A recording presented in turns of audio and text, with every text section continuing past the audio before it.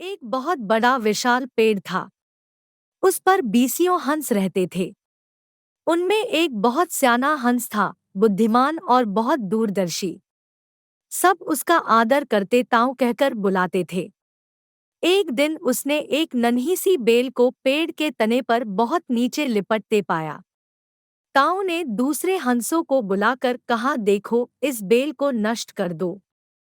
एक दिन यह बेल हम सबको मौत के मुंह में ले जाएगी। एक युवा हंस हंसते हुए बोला, ताऊ, यह छोटी सी बेल हमें कैसे मौत के मुंह में ले जाएगी? स्याने हंस ने समझाया, आज यह तुम्हें छोटी सी लग रही है। धीरे धीरे यह पेड़ के सारे तने को लपेटा मारकर ऊपर तक आएगी। फिर बेल का तना मोटा होने लगेगा और पेड़ से चिपक जाएगा। तब नीचे से ऊपर तक पेड़ पर चढ़ने के लिए सीढ़ी बन जाएगी। कोई भी शिकारी सीढ़ी के सहारे चढ़कर हम तक पहुंच जाएगा और हम मारे जाएंगे। दूसरे हंस को यकीन न आया, एक छोटी सी बेल कैसे सीढ़ी बनेगी? तीसरा हंस बोला, ताऊ, तू तो एक छोटी सी बेल को खींचकर ज्यादा ही लंबा कर रहा है। एक हंस बड़बड़ाया, यह ताऊ अपनी अक्ल का रौब डालने की ये अनशन कहानी बना रहा है।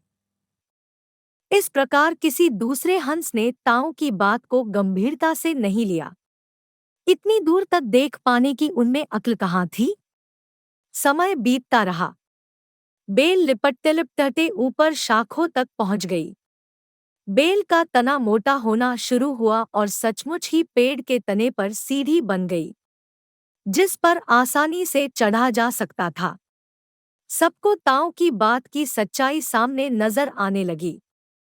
पर अब कुछ नहीं किया जा सकता था, क्योंकि बेल इतनी मजबूत हो गई थी कि उसे नष्ट करना हंसों के बस की बात नहीं थी।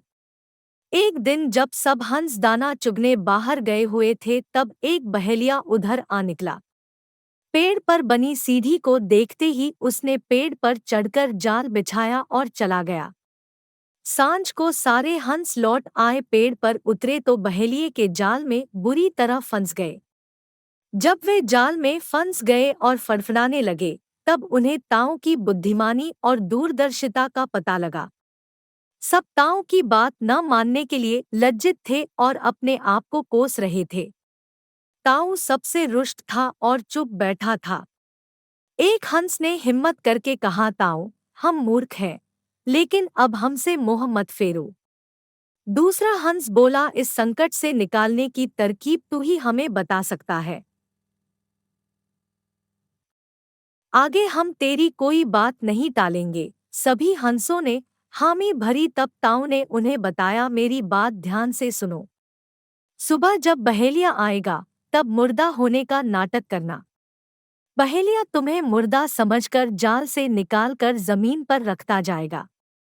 वहां भी मरे समान पड़े रहना। जैसे ही वह अंतिम हंस को नीचे रखेगा, मैं सीटी बजाऊंगा। मेरी सीटी सुनते ही सब उठ जाना। सुबह बहेलिया आया। हंसों ने वैसा ही किया जैसा ताऊ ने समझाया था।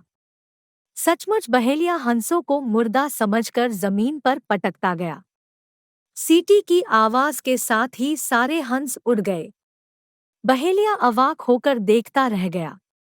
सीखा, बुद्धिमानों की सलाह गंभीरता से लेनी चाहिए।